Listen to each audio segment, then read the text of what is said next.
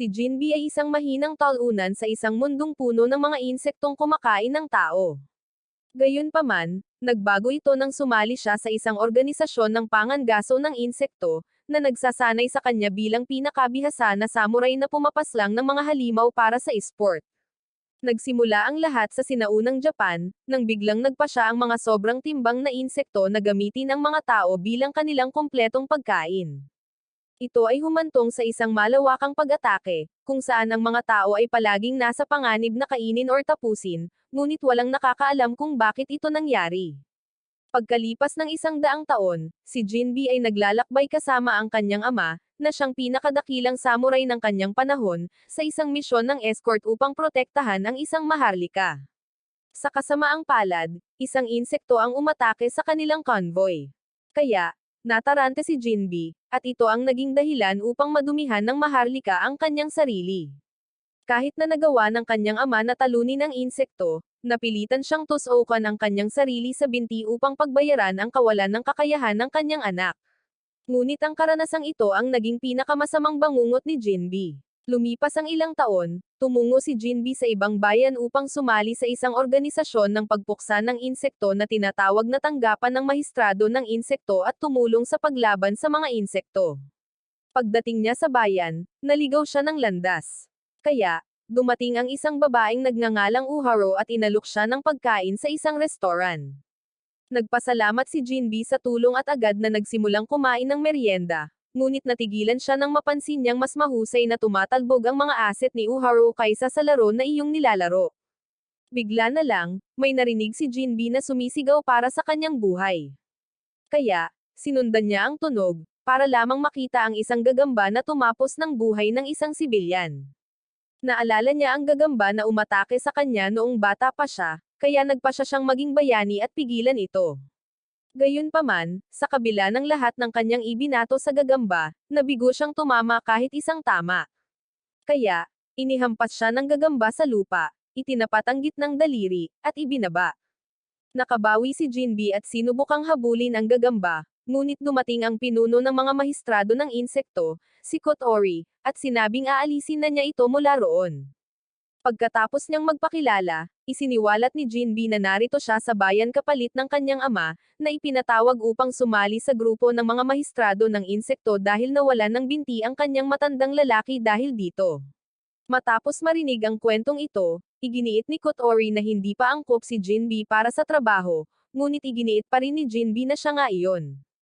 Pagkatapos lang, nakatanggap si Jinbi ng impormasyon na dinukot si Uharu ng isang gagamba, kaya mabilis siyang tumakbo upang hanapin ito bago mahuli ang lahat. Nang sa wakas ay matunten niya ang gagamba, tumakbo siya upang tapusin ito, ngunit napagtanto lamang na napapaligiran siya ng 12 ng mga gagamba na naghahanap ng panghimagas na tao. Bago pa man siya maubos, dumating ang mga mahistrado ng insekto at sinimulang ihulog ang mga gagamba isa-isa. Sinubukan ni Jinbi na sumama sa kanila sa aksyon, ngunit isang gagamba ang pumalakpak sa kanya mula sa likuran, at nanghina siyang bumagsak sa lupa.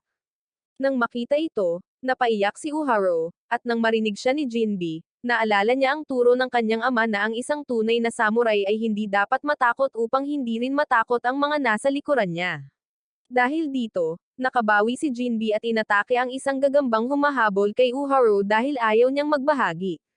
Gamit ang kanyang hilaw na lakas, natalo niya ang gagamba at hiniwa ito hanggang sa wala nang matira, na iniwan si Kotori na lubos na nagulat. Bago pa man malaman ni Jinbi, isang gagambang jack ang nagpakita na parang kasawian mismo upang tapusin siya. Ngunit bago pa man mabasa ang kanyang pantalon, isang samurai mula sa grupo ng mga mahistrado ng insekto na nagngangalang Mogay ang dumating at tinapos ang gagamba. Nang makita ito, nakahinga ng maluwag si Uharo at nagpasalamat sa pagliligtas sa kanya. Kaya, nangako si Jinbi na hindi niya hahayaang masawi siya sa kamay ng isang insekto. Pagkatapos ng madamdaming sandali, hinabol ni Jinbi si Mogay upang bumati at magpasalamat sa pagliligtas, ngunit iniwan siya ng lalaki sa daan. Kinabukasan, sumama si Jinbi sa mga tauhan para sa isang pagpupulong, kung saan ipinaliwanag ni Kotori na ang mga higanteng insektong kumakain ng tao ay sumalot sa bayan sa loob ng isang siglo, at walang nakakaalam ng kanilang pinagmulan. Mabilis na napagtanto ni Jinbi na ang isa sa mga higanteng insekto ay ang kakaibang nilalang na nakita niya ilang taon na ang nakalilipas. Nalaman din niya na nagtatrabaho sila para sa mahistrado ng insekto upang labanan ang mga insekto, at agad niya itong gustong makita. Ngunit tumanggi si Kotori, na sinasabing hindi ipinapakita ng mahistrado ng insekto ang kanyang sarili sa iba. Ipinaalam ni Kotori sa kanya na ang kapayapaan ng bayan ay nakasalalay sa kanyang mga balikat, at ang mga salitang ito ay nagbigay sa kanya ng pagmamalaki na nangako siyang tutuparin ang tungkuling iniatas sa kanya. Di nagtagal, isang lalaki ang tumakbo upang ipaalam kay Kotori na may nakitang insekto, at inutusan ni Kotori ang mga miyembro na lipulin ito. Gayunpaman, habang paalis na sila, pinigilan ni Kotori si Jinbi sa pagsunod sa kanila, at ito ay tumama sa kanyang ego na parang isang truck. Kaya, humingi siya ng paliwanag mula sa kanya. Ngunit bago pa man siya masagot ni Kotori, sumingit si Hibachi upang sabihin sa kanya na mahina siya, at sumang-ayon ang iba tulad ni Tenma, at hinimok siyang umuwi.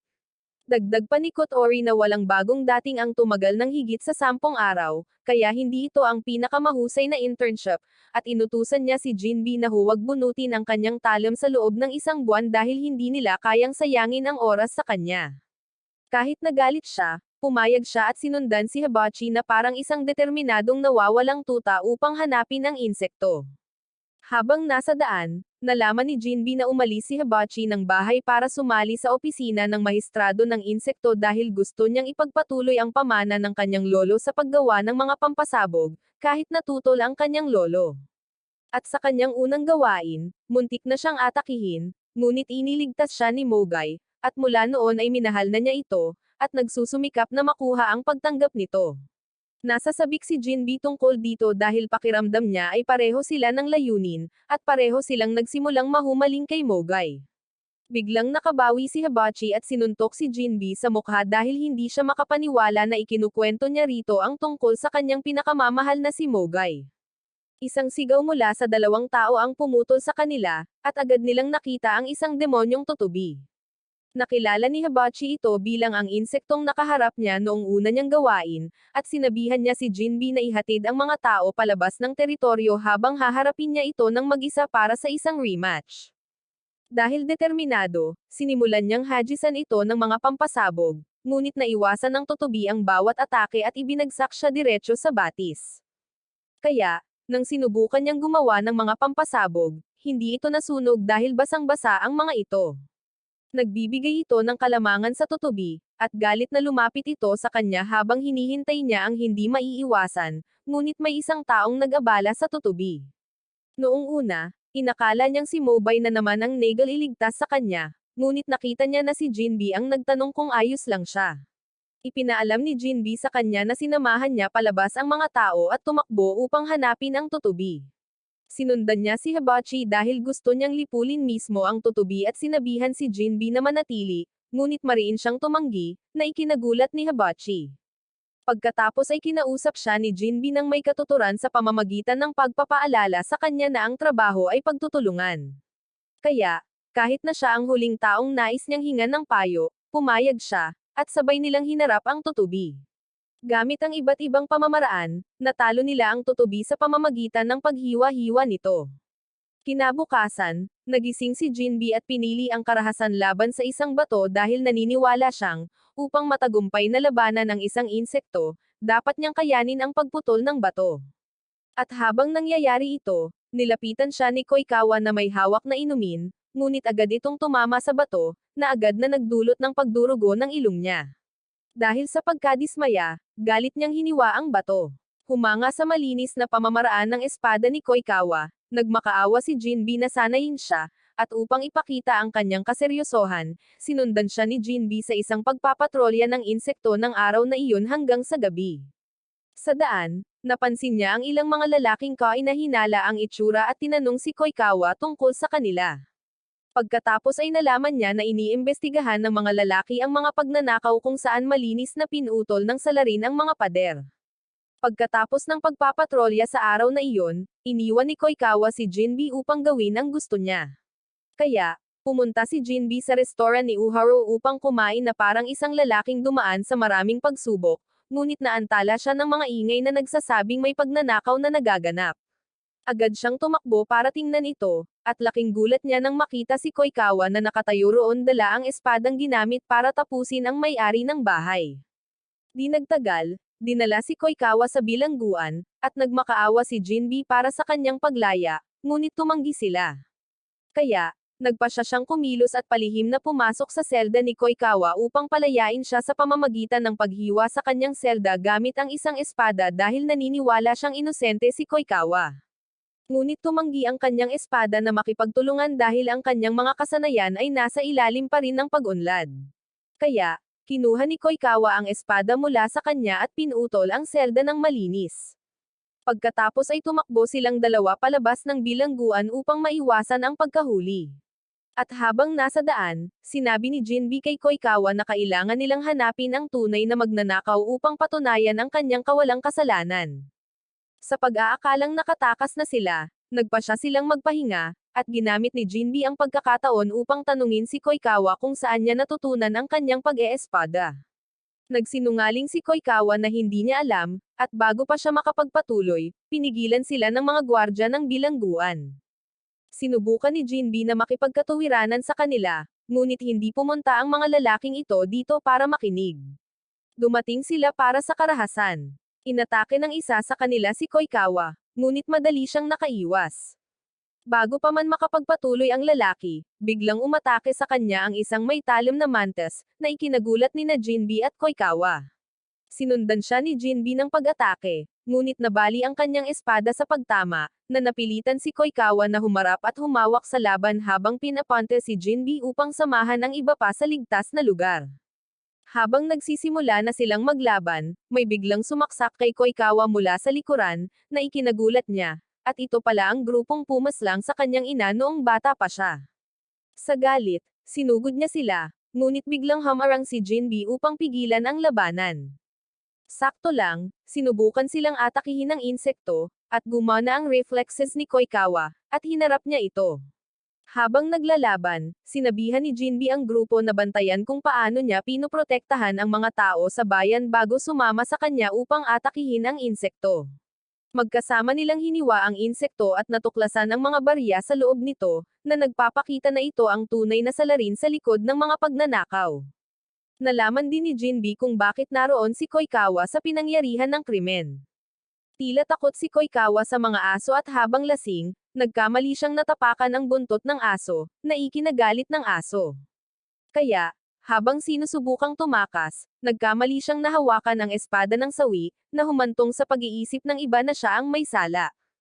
Pagkalipas ng ilang araw, hindi nagtagal ang kapayapaan nang magpakita ang isang charging mantis sa bayan. At sa halip na magtulungan tulad ng mga normal na tao, nakita ni Hibachi at Koikawa na ito ang perpektong oras para magtalo kung sino ang unang aatake sa insekto. Kaya, pumasok si Tin madala ang kanyang mga manika na papel para harapin ito.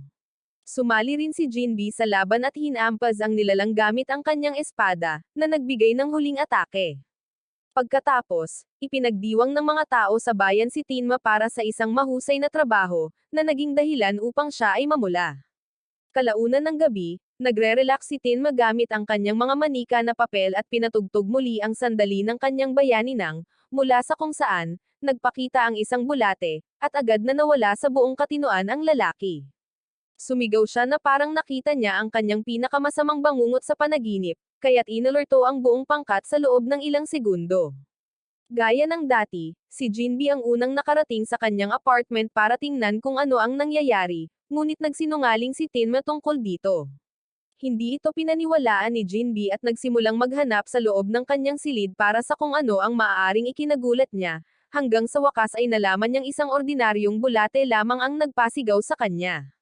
Nalaman niya na si Tinma ay na-trauma simula nang makahanap siya ng mga prutas na may bulate noong bata pa siya, at pinayuhan niya si Tinma na sabihin sa iba upang matulungan nila siyang malampasan ang kanyang mga takot, ngunit mariin siyang tumanggi, na sinasabing dapat niyang gawin ang lahat ng mag-isa dahil gusto niyang ipagmalaki ng kanyang mga magulang. Naantig sa kanyang pahayag, nangako si Jinbi na hindi kailanman sasabihin kahit kanino. Ngunit lingid sa kanya, naririnig ni Hibachi at Koikawa ang lahat at isinasaisip na ito sa ilalim ng mga kapaki-pakinabang na emosyonal na bala. Kaya, kinabukasan, nang isama ni Jinbe si Tenma sa isang misyon upang harapin ang kanyang mga takot, nilapitan sila ni Hibachi at Koikawa nang walang malay upang tanungin kung ano ang kanilang ginagawa. Nagsinungaling si Jinbe tungkol sa kanilang misyon, ngunit naunawaan nila ito at nakisabay. Binigyan ni Hibachi si Tenma ng isang supot, ngunit nakita niyang may laman itong mga bulate, kaya agad siyang natamba, dahilan para tumawa ng malakas sina Hibachi at Koikawa. Tumakbo palayo si Tenma, at galit na hinarap ni Jinbe ang dalawa, ngunit tumugon si Hibachi sa pamamagitan ng pagsipa sa mukha ng walang pag-aalinlangan. Sa kabila nito, nanindigan si Jinbe, sinisi sila dahil sa kanilang pag-uugali at ipinagtanggol ang determinasyon ni Tenma na malampasan ang kanyang takot para sa kapakanan ng kanyang mga magulang bago umalis. Kalaunan ng araw, natagpuan ni Jinbe si Tenma, kung saan pinupuri siya ng ilang taga-nayon para sa trabaho noong nakaraang araw at binalaan siya na bumalik na ang mga insekto.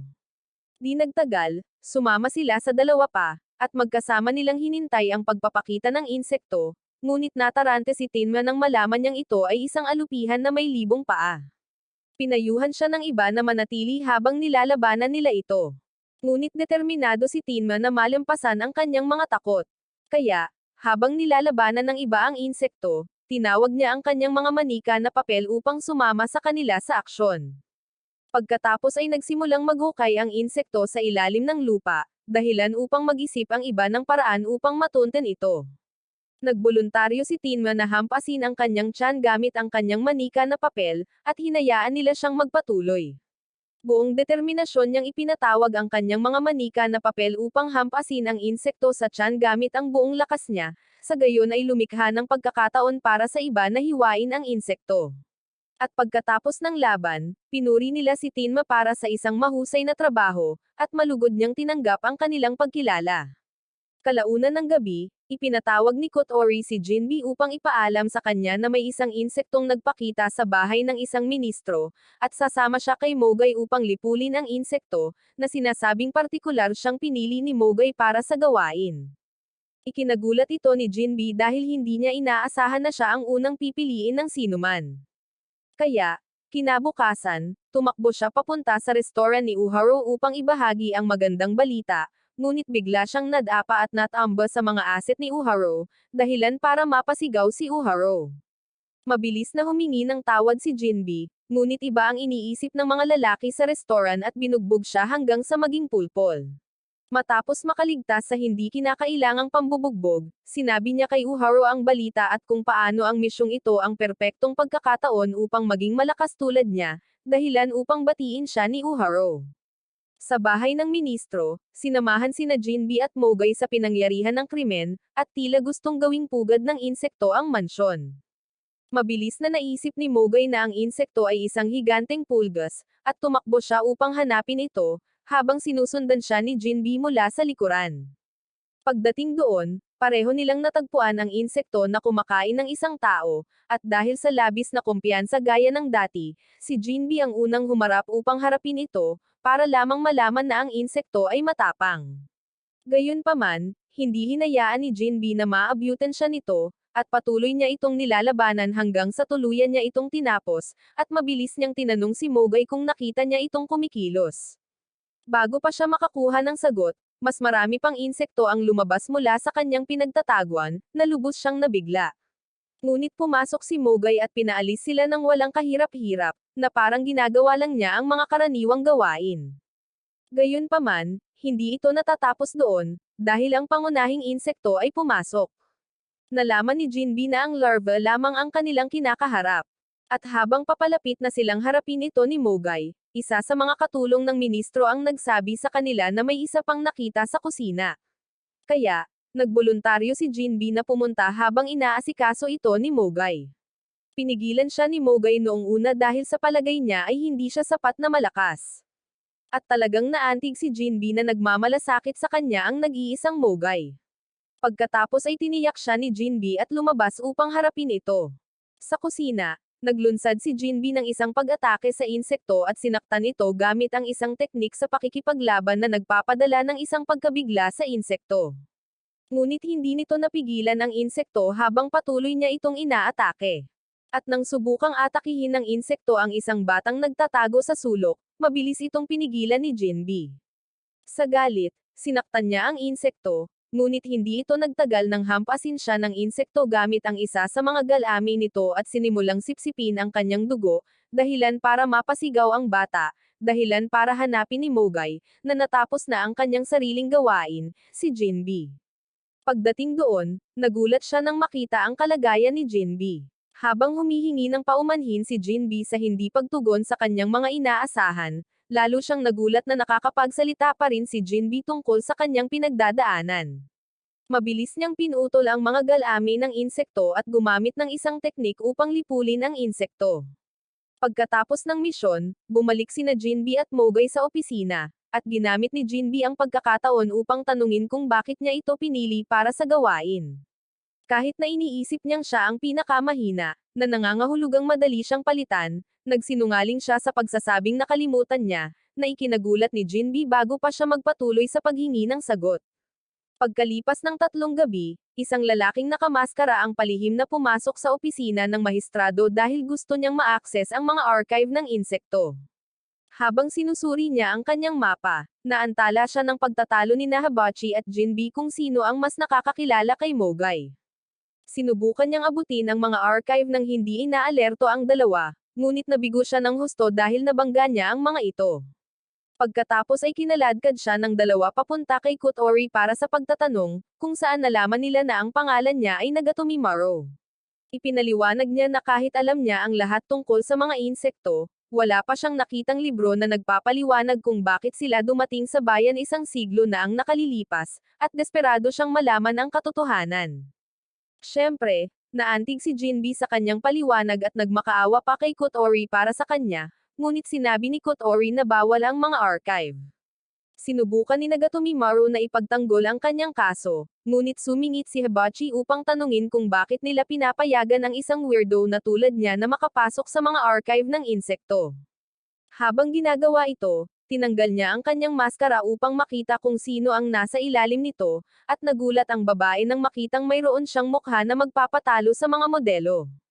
Mabilis na naisip ni Kotori na nakita na niya ang mukha noon, ngunit hindi niya matandaan kung saan.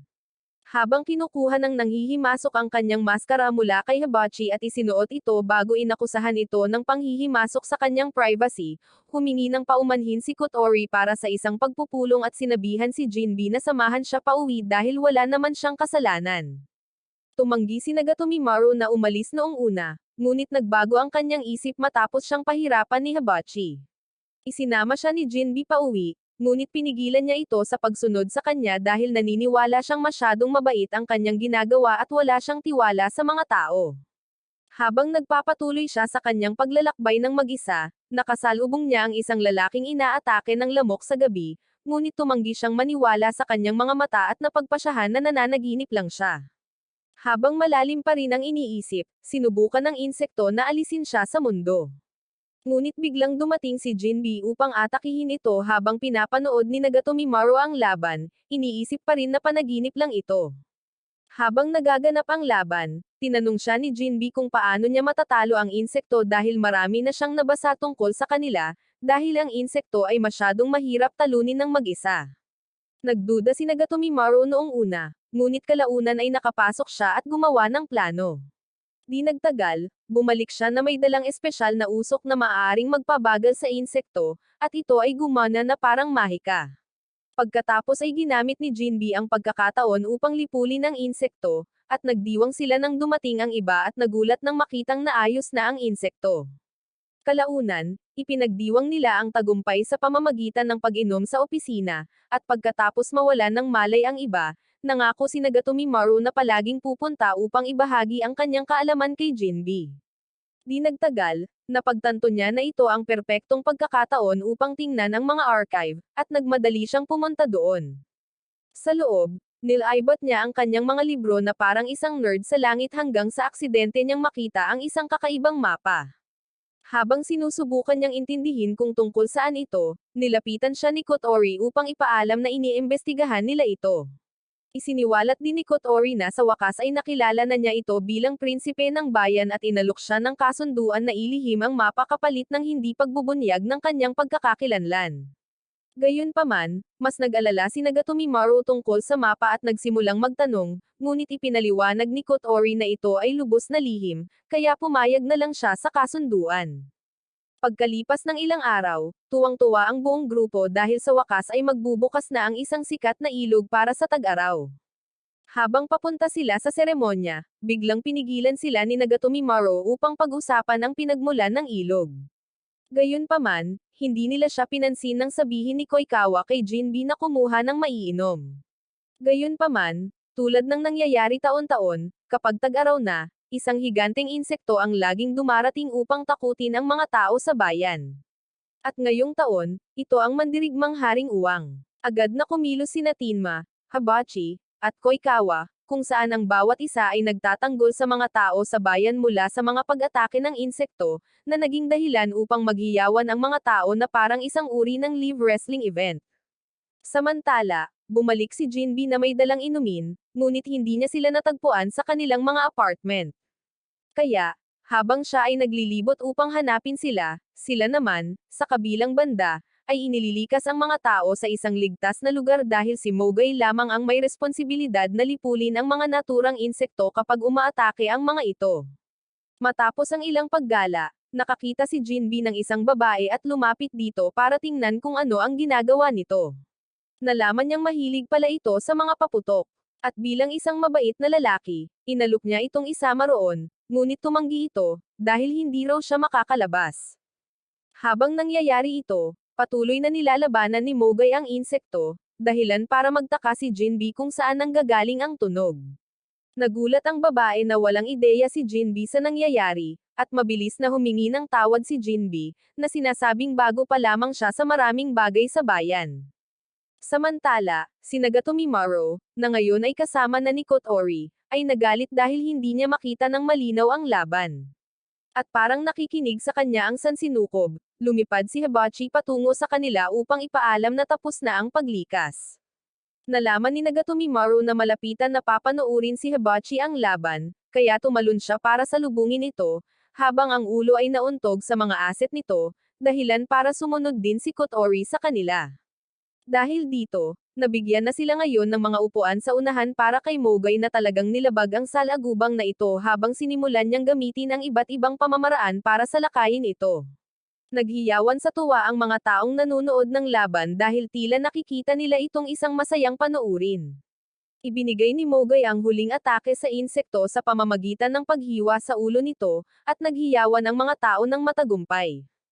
Si Jinbe naman ay nasa sarili pa ring paghahanap kung paano tutulungan ang babaeng ito na manood ng mga paputok nang hindi lumalabas. At matapos mawalan ng pagpipilian, biglang dumating ang babae na may dalang carpet para sa kanya, at dinala niya ito patungo sa watchtower. Kalaunan ng gabi, habang naghihiyawan ang iba sa furry works display, inalok ni Jinbe ang kanyang mga kamay para tulungan siyang umakyat sa tore. Sa kasamaang palad para sa kanya, nahaharap siya kay Jinbe, na ang utak ay hindi nagpo-process ng mga babala ng real-time, kaya hinawakan pa rin niya ang kamay nito, na ikinagulat niya. Sa loob ng watchtower, pinanood nila ang mga paputok, at hindi may tago ni Jinbe ang kanyang tuwa sa display dahil ngayon pa lang siya nakakita ng ganito. Pagkatapos ay humingi ng tawad ang dalaga dahil hindi niya ito hinayaang magsaya kasama ang kanyang mga kaibigan, ngunit binaliwala niya ito, at sinabing ito ang pinakamagandang tanawin. Kaya, bilang pasasalamat, iniabot ng dalaga kay Jinbe ang isa sa kanyang mga kampana, at masayang kinuha niya ito, hindi niya namalaya na ginugol niya ang buong araw kasama ang kilalang mahistrado ng insekto. Sa mga sumunod na araw, hinabol ng grupo ang mga insekto sa paligid ng nayon, ngunit kahit papaano ay wala silang nahuli. Dahil sa pagkadismaya, nagreklamo si Hibachi tungkol sa kanilang sitwasyon, at habang sumasang-ayon ang iba, iginiit ni Jinbe na magpatuloy na parang isang lalaking malinaw na hindi nakakaintindi ng konsepto ng pahinga. Di nagtagal, dumating ang balita tungkol sa isa pang pagpirma ng insekto.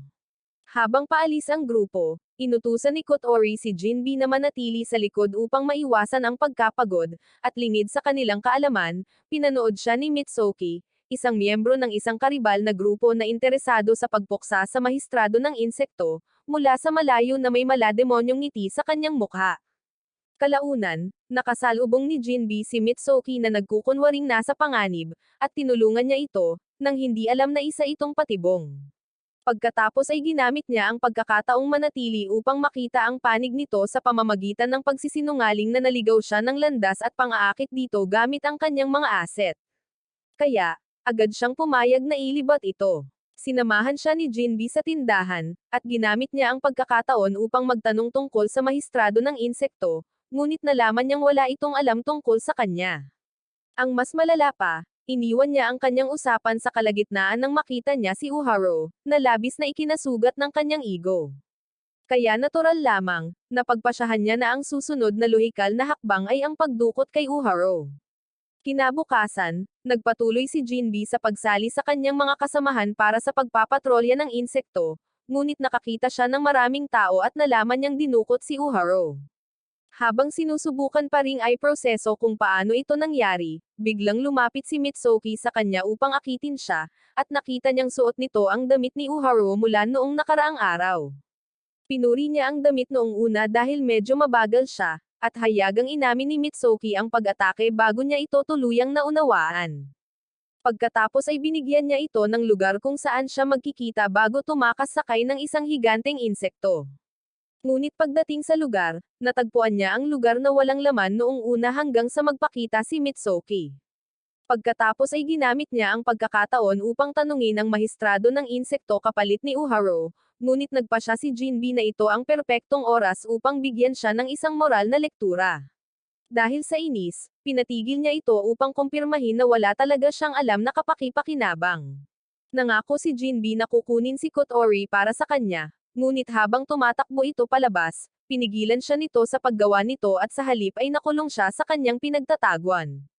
Sa pinagtatagwan, natagpuan niya si Uharo at tumakbo upang kunin siya, ngunit tinawag ni Mitsuki ang kanyang mga insekto upang umatake, na nagpapanatili sa kanya na abala ng ilang sandali. Samantala, nagpasya si Uharo na gawin ang mga bagay sa pamamagitan ng pagtulak kay Mitsuki, ngunit nabigo siya ng husto, na naging sanhi ng kanyang pagkahulog. Nakita ito ni Jinbe at tumakbo upang kunin siya, ngunit hindi sila pinayagan ni Mitsuki na makatakas habang sinimulan niyang ilubog ang kanyang hideout. Isang ideya ang mabilis na pumasok sa isip ni Jinbe, at magkasama silang umakyat sa mga dagandong upang makatakas. Ngunit habang palabas, nagpasya siyang huminto at bigyan si Uharo ng ilang salita kung paano siya isang mabuting tao. Gayunpaman, lalo lamang itong ikinagalit niya nang ipatawag niya ang lahat ng mga insekto sa lugar upang palubugin ang lugar. Hindi ito nagtagal dahil pinigilan ni Jinbe ang gusali mula sa pagguho, na nag-iwan kay Mitsuki na labis na nagulat dahil tila mas malakas siya kaysa sa kanyang inaakala. Pagkatapos ay nagpasya siyang dalhin ang operasyon sa susunod na antas at ipatawag ang higit pang mga insekto, ngunit ang iba pang mga miyembro ng pangkat ni Jinbe, na sumusubaybay sa mga insekto, ay biglang sumaklolo. Pagkatapos ng labanan, nagpasalamat si Jinbe sa kanila, bagaman nagulat sila nang matagpuan nila siya roon. Habang mabilis na ipinaalam ni Uharo kay Jinbe na nakatakas si Mitsuki, na nag-iwan sa kanya na nagtataka kung saan siya nagpunta. Kinabukasan, ipinaalam ni Kotori kay Jinbe na ang mahistrado ng insekto ay nasa isang isla at isang grupo ang nagtatangkang tapusin siya. Kaya, lahat sila ay tumungo kasama ang iba pang mga opisyal ng patrol. Habang papalapit sila sa isla, nakita ni Mogay, na dating nagtatrabaho para sa grupo, si Manako, isa sa mga lalaki, mula sa malayo. Napansin din siya ni Manako at agad na sinugod ang kanilang barko na parang nasobrahan sa pagpapakilala, na ikinagulat ng lahat. Bago pa man maintindihan ng iba ang nangyayari, naglaban sina Mogay at Manako, na ikinagulat ng iba kung gaano sila kapantay. Tinanong ni Jinbe kung sino siya, at ginamit ni Manako ang pagkakataong iyon upang magpakilala ng may kumpiyansa, kaya lalong lumala ang tensyon. Si Koikawa, na may galit na sa kanila dahil sa ginawa nila sa kanyang ina, ay nakipaglaban sa kanya. Samantala, nahati ang nasirang barko. Sina Kotori, Tenma, at Mogay ay dinala sa isang gilid, habang sina Hibachi at Jinbe ay halos nakatakas gamit ang payong ni Hibachi, at inanod patungo sa isla. Pagkatapos ay sinindihan ni Manako ang lugar upang pigilan ang iba sa pagtakas, ngunit ito ay lalong ikinagalit ni Koikawa, at patuloy niya itong nilabanan hanggang sa tuluyan na siyang natapos, at sumama siya sa iba sa paghahanap sa mahistrado ng insekto. Samantala, naramdaman ng mahistrado ng insekto na may mga nanghihimasok na sa isla, kaya inalis niya ang kanyang guwantes, handang itaboy ang paligid gamit ang lason na taglay niya. Naramdaman ito ng pinuno ng grupo ng mga asasin, na halos nasa bahay na niya kasama ang mga kababayan nito, at dinagtagal, na puno ng lason na hamog ng mahistrado ng insekto ang hangin. Ngunit handa na ang grupo para dito, at nagpatuloy sila sa pag-inom ng kanilang mga panlunas. Habang nangyayari ito, sa wakas ay nakarating sina Hibachi at Jinbe sa isla at nalito sa hamog sa hangin, ngunit pinaputukan ng grupo ang payong ni Hibachi, dahilan para mawalan ng balanse si Jinbe at bumangga sa bahay ng mahistrado ng insekto. Sa loob, mabilis niyang nakilala siya mula sa pagdiriwang ng paputok at napagpasyahan na siya ang alipin ng mahistrado ng insekto, na may lubos na kumpiyansa para sa isang taong kara-rating lang. Sinubukan niyang ipaliwanag ang sarili, ngunit hindi siya binigyan ni Jinbe ng oras para magsalita, kaya nagpasya na lang siyang sumama at magsinungaling sa kanya na ang mahistrado ng insekto ay nasa isang ligtas na lugar. Habang patuloy na nagbibigay sa kanya ng mga kasinungalingan ang mahistrado ng insekto, isa sa mga miyembro ng grupo ng mga asasin ang pumutol sa kanila sa pamamagitan ng pagbagsak sa silid. Mabilis na inilabas ng mahistrado ng insekto ang kanyang lason sa kanya, ngunit hindi siya nasaktan dahil sa panlunas. Kaya, sinugod siya ni Jinbe gamit ang kanyang espada, ngunit silang dalawa ay nakatakas sa kisame upang ipagpatuloy ang kanilang laban, na nag-iwan kay Jinbe na sandaling nagtataka kung kailan nga ba lumala ang sitwasyon. Gayunpaman, ayaw pa ring tumigil ni Jinbe at umakyat sa kisame upang protektahan ang babae, ngunit lalo lamang nitong sinira ang kanyang plano dahil sinasadya niyang ilayo ang laban sa kanya. Total, ayaw niyang masawi ito dahil sa kanyang lason. Kaya, nang magsimula silang mag-away, bumalik siya sa silid habang nagtataka kung bakit niya iniisip si Jinbe. Ang mas malala pa, biglang tumalon pabalik si Jinbe, at tinanong kung ayos lang ba siya. Samantala, si Koikawa, na naghahanap pa rin ng daan patungo sa apartment ng mahistrado, ay biglang narinig ang isa sa mga kalabang grupo na nakikipag-usap kay Mogay tungkol sa kung paano siya dating pinuno ng kanilang grupo, na labis niyang ikinagulat, at agad niyang sinugod si Mogay bilang isang uri ng paghihiganti. Habang nangyayari ito, patuloy na iniisip ng mahistrado ng insekto si Jinbe, na kasalukuyang sinusubukang protektahan siya mula sa grupo ng mga asasin. Tila, iniisip niya talaga na si Jinbe ay isang kaaway dahil hindi pa siya ginagalaw ng kaaway kahit minsan, kaya naisip niyang isa itong especially iya. Upang patunayan ang kanyang punto, tinanong niya kung kasama nila si Jinbe, ngunit nag-ambala lamang siya nito, kaya binigyan ng pagkakataon ang mga kaaway na atakihin siya. Agad itong itinuring ng mahistrado bilang kumpirmadong ebidensya.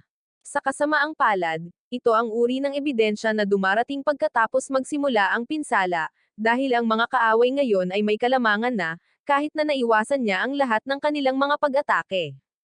Gayunpaman, hindi ito nagtagal dahil mabilis na nakabawi si Jinbe at pinrotektahan siya sa pamamagitan ng pag-atake sa kanila, na halos hindi na siya makapag-alaga. Pagkatapos ay pinayuhan niya siyang tumakas, ngunit masyado siyang natigilan para gumalaw. Sa kabilang banda, ang mga kaaway ay nagsimulang maubusan ng pasensya, kaya sabay-sabay silang umatake sa kanya, na wala siyang pagkakataong lumaban, at nang matapos na nila siya, nagmukha siyang hapunan para sa Thanksgiving habang siya ay natamba. Samantala, nagpatuloy sa kanilang laban sina Mogay at Koikawa, at habang galit na sumugod si Koikawa patungo kay Mogay, ngumisi si Mogay at binitawan ang kanyang espada nang hiwain ni Koikawa ang isang hibla ng kanyang buhok. Nainip si Koikawa dahil hindi siya patas at nalaman niyang hindi siya ang may kasalanan sa pagkasawi ng kanyang ina, kaya lumabas sila upang hanapin ang mahistrado ng insekto. Pagbalik sa tirahan, malungkot na tinitigan ng mahistrado ng insekto si Jinbe at sinisisi ang sarili sa pagdududa sa kanya. Kaya, bilang isang paraan ng paghihiganti, nag-transform siya sa kanyang ganap na makamandag na bersyon, tinakpan si Jinbi ng kanyang kumot upang hindi ito masawi sa lason, at nang tamaan siya ng isa sa mga kaaway gamit ang kanyang espada, ipinadala niya ang kanyang kamandag sa kalangitan, na nagbabala sa iba. Di nagtagal, nag-transform siya sa kanyang buong anyo habang nangangakong lilipulin ang mga kaaway, pagkatapos nito ay natuon na siya sa kanyang banta. Hindi niya alam, ang mga kaaway ay mayroon ng plano, kaya habang nagpapatuloy siya sa kanyang pag-atake, iniutos ng isa sa kanila na paputukan siya ng isang matalas na talim, at ang talim na ito ay tumagos sa kanyang proteksyon na pader, na ikinagulat niya. Pagkatapos ay bumagsak siya sa lupa, hawak ang kanyang katawan mula sa tama, at mabilis siyang pinalibutan ng mga kalaban. Isa sa kanila ang nagpakawala sa kanya ng chokehold at nagsimulang ipaliwanag ang stress na kanilang pinagdaanan para makuha ang talim na tumagos sa kanyang depensa, na parang ito ang kanyang problema na dapat niyang pakikiramay. Nagsimula siyang mag-isip na nawala na ang lahat ng pag-asa dahil inakala niyang hindi siya mahahawakan, hanggang sa mapansin ng isa sa kanila na humihinga pa si Jinbi. Nagmakaawa siya sa kanila na huwag saktan si Jinbi, ngunit lalo lamang nitong pinalala ang kanilang galit ng isa sa kanila ang sumulong upang tapusin siya. Ngunit nang malapit na niyang saktan si Jinbi, biglang pinigilan siya ni Mogay, kaya humantong sa isang ganap na labanan. Hindi nagtagal ay sumali ang iba pang mga miyembro ng squad sa aksyon, at nang mailigtas ni Tenma ang mahistrado ng insekto at si Jinbi dala ang kanyang manika na papel, sumama si Koikawa kay Mogay sa laban upang ipagpatuloy ang kanyang paghihiganti.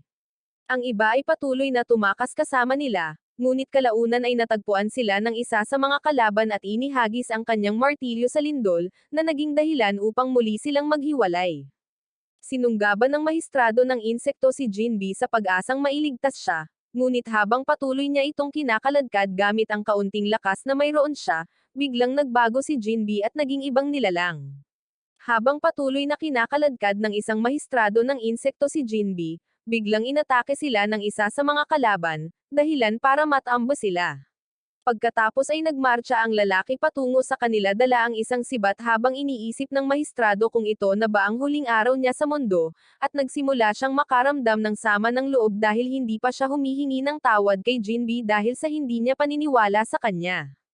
Habang patuloy niyang iniisip ito, biglang sinuntok ni Jinbi ang lalaki sa kabilang direksyon, na ngayon ay ganap nang nagbago sa ibang nilalang, na ikinagulat ng mahistrado. Sinugod ni Jinbi ang lalaki ng maraming suntok hanggang sa nanghina ito, habang patuloy na nagtataka ang mahistrado kung paanong ang Jinbi na ito sa harap niya ay ibang-iba sa Jinbi na kilala niya. Samantala, kasalukuyang pinag-uunahan ng mga kalaban ang iba pang miyembro ng Magistrate Squad na parang araw ng pagsasanay. Kaya, nang ang isa sa mga kalaban ay nagpaulan ng bala sa manika na papel ni Tenma, napaiyak ang bata, at ang lalaking responsable sa kanyang kasalukuyang kasawian ay nagsimulang paputukan siya. Ngunit bago pa man niya mapaputukan, biglang sumulpat si Koikawa sa likuran niya at pinaslang siya ng walang kahirap-hirap. Pagkatapos ay humingi siya ng paumanhin sa pagkahuli sa kanila, ngunit ang kanyang paghingi ng tawad ay naputol ng isang baliw na babae mula sa grupo ng kalaban. Pinag-isipan niya kasama ang kanyang kasama sa tabi kung paano sila mapapatalsik, ngunit ang lalaking nauna ng pinabagsak ni Koikawa sa kanilang grupo ay nagulat na sumama sa kanilang grupo, na ikinagulat ni Koikawa at ng iba pa. Bilang isang paraan ng paghihiganti, pinaulanan sila ng bala ng lalaki, na lumikha ng usok sa proseso na nagpapaniwala sa kanya na siya ang nanalo sa laban. Ngunit agad niyang naisip iyon nang mawala ang usok at makita niya si Jinbi sa harap niya na hawak ang mga bala. Labis na nagulat ang kanyang mga kasamahan sa koponan nang makita siya sa ganitong anyo, at habang tinatawag nila ang kanyang pangalan, tinakat niya sila dahil sa kasalukuyan ay hindi niya mapag-iba ang mga kaibigan sa mga kalaban. Pagkatapos ay humakbang si Hibachi upang magsalita ng may katuturan sa kanya nang magkasundo ang mga kalaban na mapanganib siya.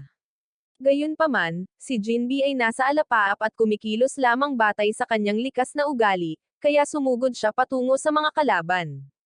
Kahit na sinubukan nilang lumaban noong una, biglang ginamit ni Jinbi ang kanyang buhok upang atakihin sila, na ikinagulat nila. Sinakal niya sila at naglabas ng lason mula sa kanyang katawan, sumigaw ng malakas hanggang sa marahas niya silang ibagsak sa sahig. Pagkatapos ay pumasok siya sa self-destruct mode dahil naniniwala siyang lahat ay kaaway, na naging dahilan upang tumakas ang iba patungo sa ligtas na lugar. Sa kabilang banda, sinalubong siya ng mahistrado upang tingnan kung mapipigilan niya ito, ngunit pinigilan siya ng isa pang lalaki na mas interesado sa kanyang kasawian kaysa sa pagtakas mula sa puot ni Jinbi. Habang sinusugod niya ito, bumagsak ang isa sa mga kampana nito, at ang tunog ng kampana ay nagpabalik sa katinoan ni Jinbi.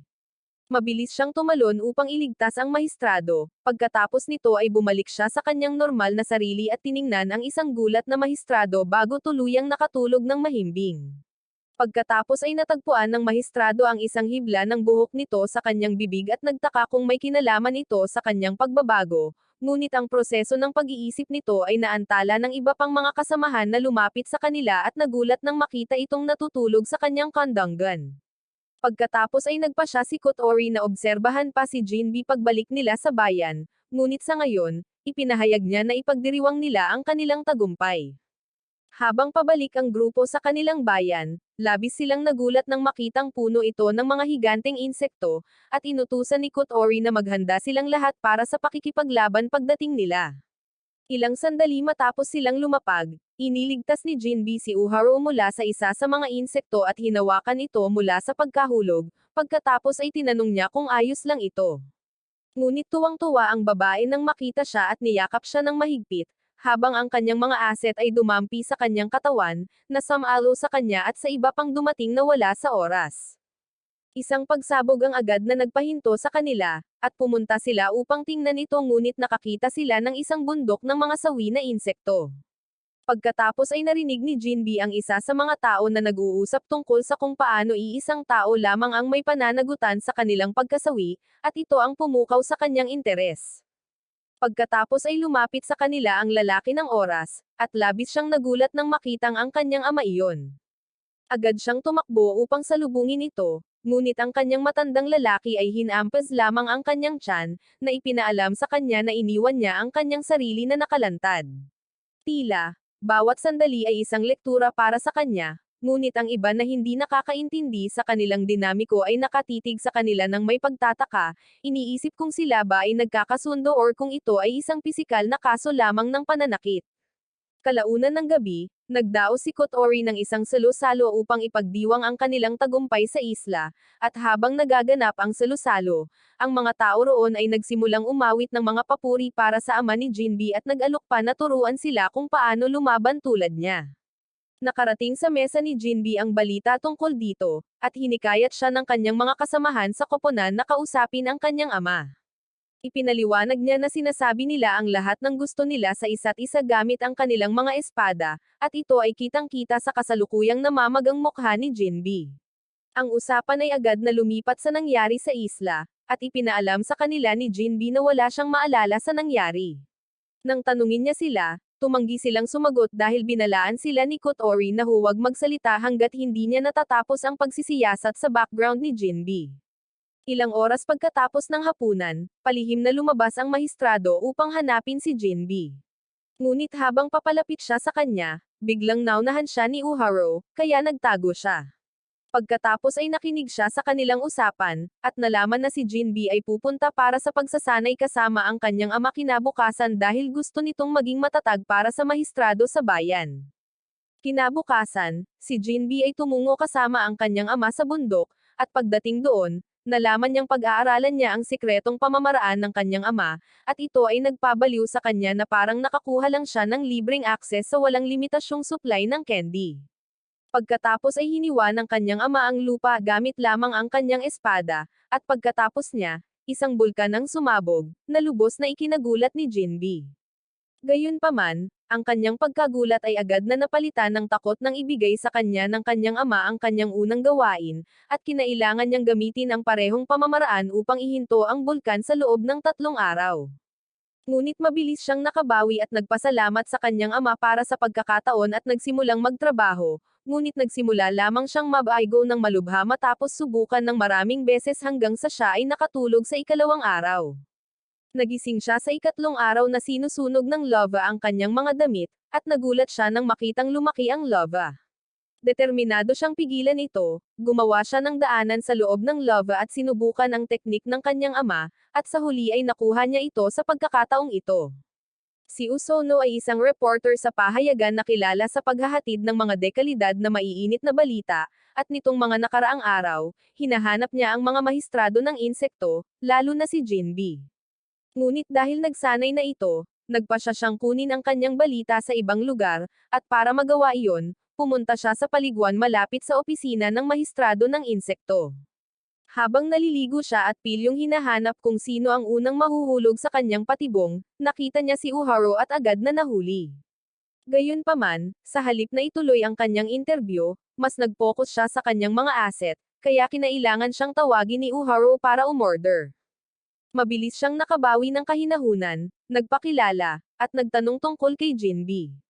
Pagkatapos ay ipinaliwanag ni Uharu kung paano niya nakilala si Jinbi sa unang araw nito sa bayan sa pamamagitan ng pagdadala nito sa isang restaurant para kumain, kung saan nalaman niyang papunta ito sa opisina ng mahistrado ng insekto at pagkatapos ay sinamahan niya ito roon, para lamang malaman sa daan na sasama ito upang gampanan ang tungkulin ng kanyang matandang lalaki. Binigyan din niya si Usono ng malinaw na paliwanag kung paano siya kalaunan ay iniligtas sa mga insekto nang tangkain siyang tapusin ng mga insekto. Matapos marinig ang kwento ni Uharu, nagpasalamat si Usono sa kanya, halatang nasiyahan na nakakakuha siya ng primera klaseng impormasyon mula sa loob. Sakto lang, pumasok si Hibachi para maligo, naiwan siyang gulat na gulat sa kanyang kagandahan. Pagkatapos ay nilapitan niya ito, pinuri, at nagsimulang magtanong tungkol sa opisina ng mahistrado ng insekto. Ipinaliwanag ni Hibachi kung paano nabuo ang opisina para sa layuning lipulin ang mga insektong biglang sumalot sa kanilang bayan, at kung paano si Jinbi ang pinakaaktibong miyembro ng koponan. Ang kanyang pag-uusap ay lumipat sa kung gaano niya kamahal si Mogay. Ipinaalam din niya sa kanya kung paano nila iniligtas ang mahistrado ng insekto mula sa pagiging pagkain ng isang grupo ng mga asasin, ngunit tumanggi siyang magsalita pa, kahit na literal na nagmakaawa pa si Usono. Samantala, ang mahistrado ng insekto ay nasa kanyang sariling damdamin, binabalikan ang lahat ng nangyari sa isla. Naalala niya kung paano siya sinubukang protektahan ni Jinbi kahit na nagduda siya sa kanya noong una. Naaalala rin niya kung paano tumagos ang talim ng kalaban sa kanyang pananggalang nakalasag at tinamaan siya, kaya't naging mahina siya, at kung paano si Jinbi ang siyang sumagip sa kanya nang akala niya'y wala ng pag-asa bago ito nakatulog sa kanyang kandanggan. Gayunpaman, mayroon siyang ibang mga bagay na dapat alalahanin ngayon dahil wala na ang kanyang mga kapangyarihan at hindi na niya maprotektahan ang mga tao sa bayan.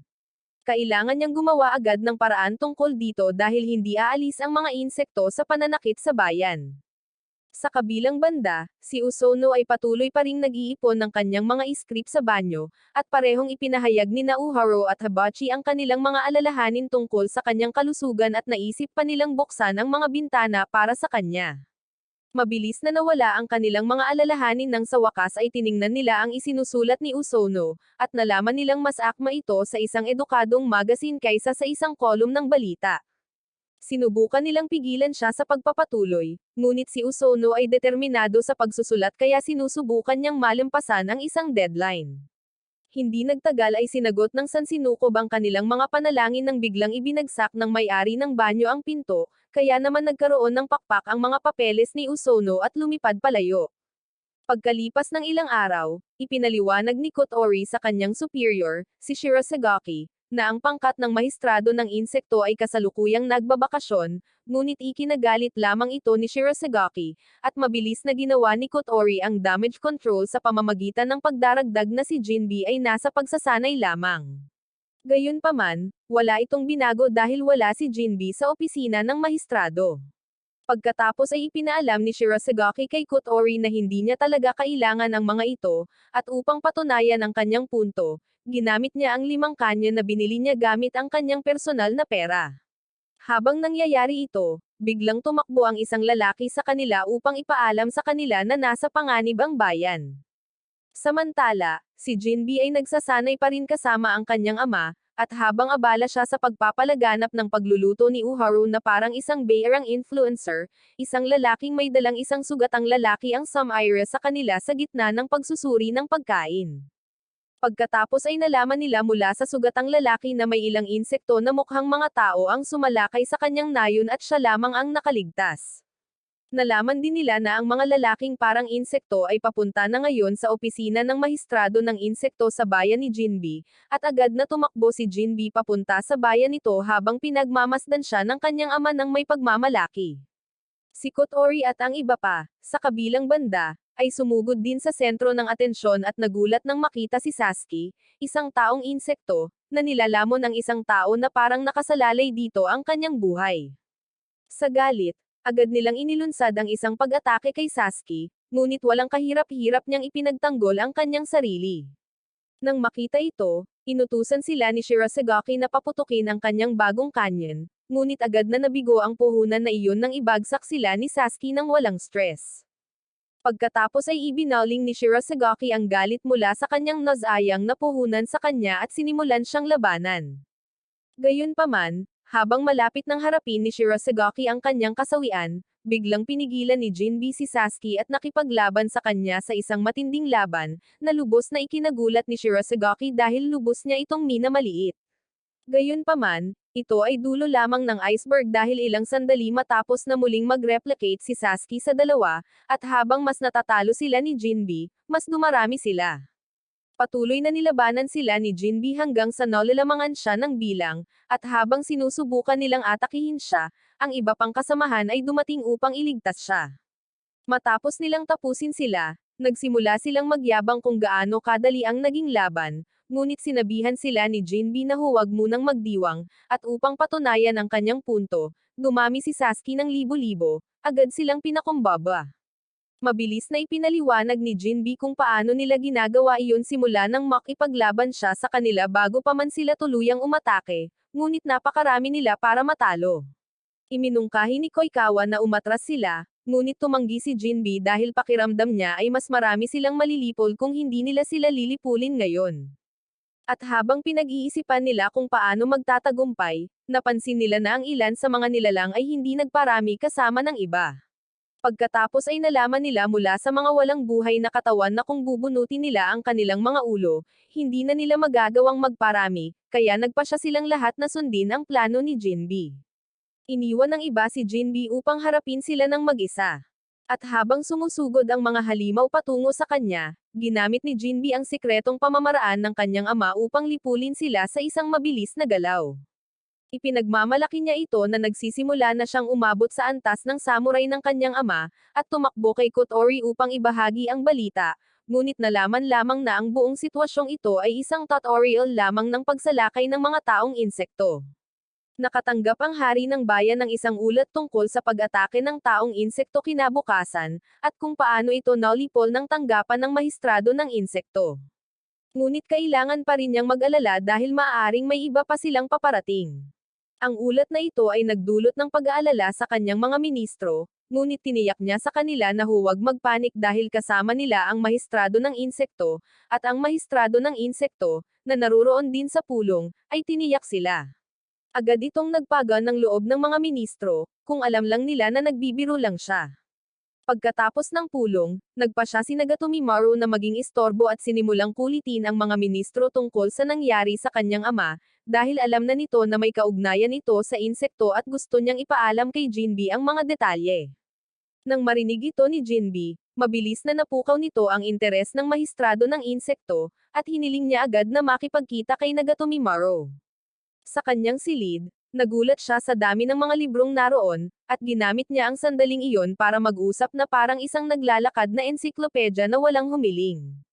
Gayunpaman, hindi siya pumunta para sa isang paglilibot sa library, kaya dumiretso siya sa punto at nagtanong tungkol sa relasyon nito kay Jinbi.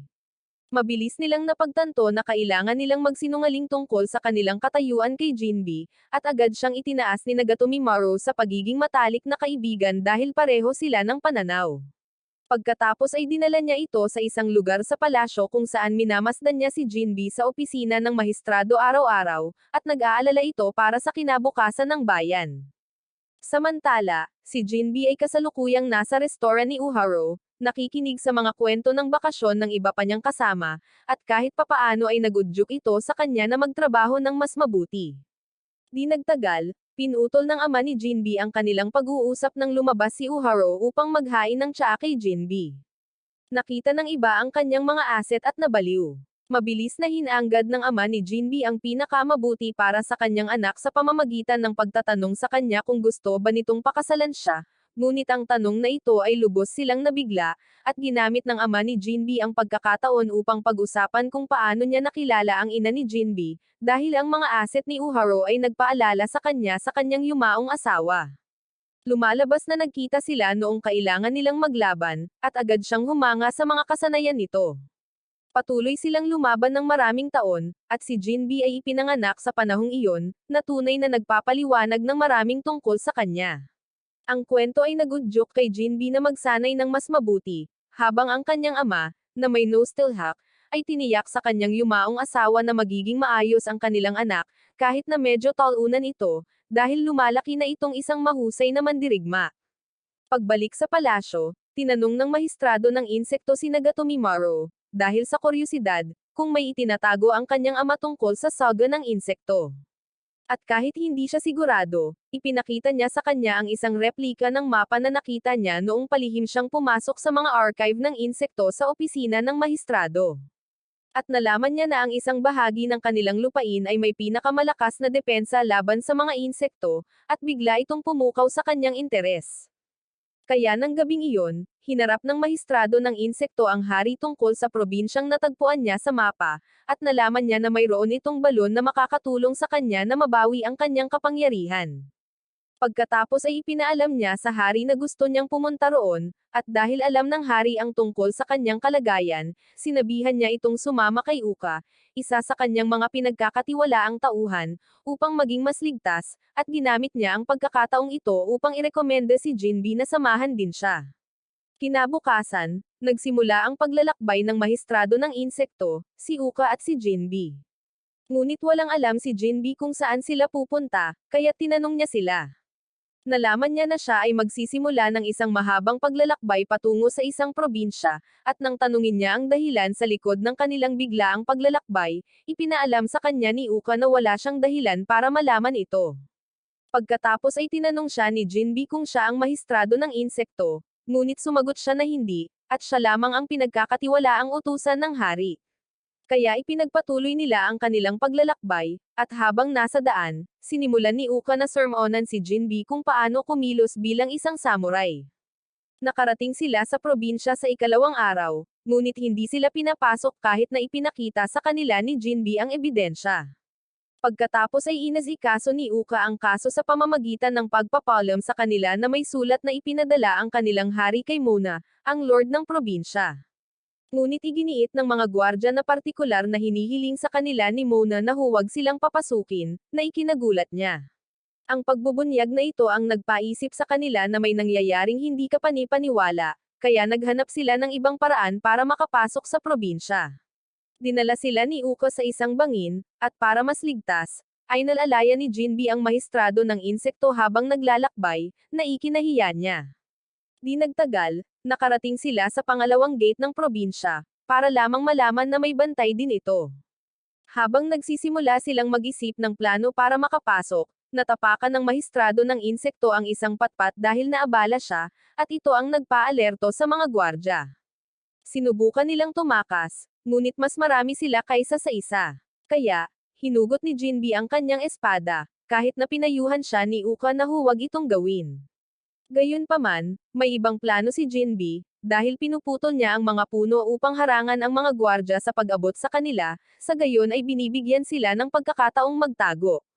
Nagpasya silang magtago hanggang gabi, sa pag-asang aalis ang mga gwardya, ngunit tumanggi ang mga gwardya. Kaya nang biglang lumapit si Nedzo, isa sa mga insekto, sa mga gwardya, mabilis niya silang napaslang, habang si Jinbi ay nakatanaw mula sa pagtatago ng may takot. Pagkatapos ay nakipaglaban siya kay Nedzo, ngunit pinigilan siya ni Uka at pinaalalahanan siyang magtuon sa kanilang mga gawain. Sa kabilang banda, naramdaman ni Nedzo ang kanilang presensya, kaya't inatake niya sila, kaya lumaban si Jinbi. Habang sinisimulan niya itong labanan, sinabihan niya ang iba na tumakas patungo sa probinsya habang kinakaharap niya si Nedzo. Kaya habang tumatakas sila, nakipaglaban si Jinbi kay Nedzo sa isang matinding laban, at naisip niya na napakabilis ng kanyang mga pag-atake. Patuloy niyang iniiwasan ang lahat ng kanyang mga pag-atake ng buong lakas, hanggang sa magpasya si Nedzo na maglaro ng marumi at ipinasok ang kanyang mga itlog sa laban, na naging dahilan upang mawalan ng balanse si Jinbe. Sakto sa oras, tinawag siya ng mahistrado ng insekto upang ipaalam na binuksan na nila ang tarangkahan ng probinsya. Ngunit hindi pa tapos si Nedzo sa kanya at sabay-sabay na binitawan ang lahat ng kanyang tatlong espada. Ngunit pinigilan sila ni Jinbe, nahuli ang isa gamit ang kanyang mga ngipin, at agad na hinampel si Nedzo gamit ang teknik ng kanyang ama, kaya nakulong si Nedzo sa lupa bago sumama sa iba. Di nagtagal ay nakarating ito kay Senada, ang pinuno ng mga lalaking insekto, ang balita ng laban, at inakusahan niya si Muninaw, na nakikipagtulungan sa kanila, ng paglabag sa kanilang kontrata na huwag payagan ang mga estranghero sa probinsya. Pagkatapos ay nagpasya si Senada na lipulin ang mga tao sa probinsya, ngunit nagmakaawa si Muninaw sa kanya. Kaya, inutusan niya itong dalhin ang mga ulo ng mga estranghero. Kaya, kinabukasan ng umaga, kinausap ni Muninaw ang kanyang mga tao sa pamamagitan ng pagpapakita sa kanila ng isang wanted poster ni Nauka, Jinbe, at ng mahistrado ng insekto. Ngunit naramdaman ni Senada na masyadong mahina ang kanyang paglapit. Kaya, pinagbantaan niya sila ng ilan sa mga bangkay sa komunidad, ipinakilala ang kanyang sarili, at inutusan silang dalhin ang mga ito sa kanya sa susunod na araw.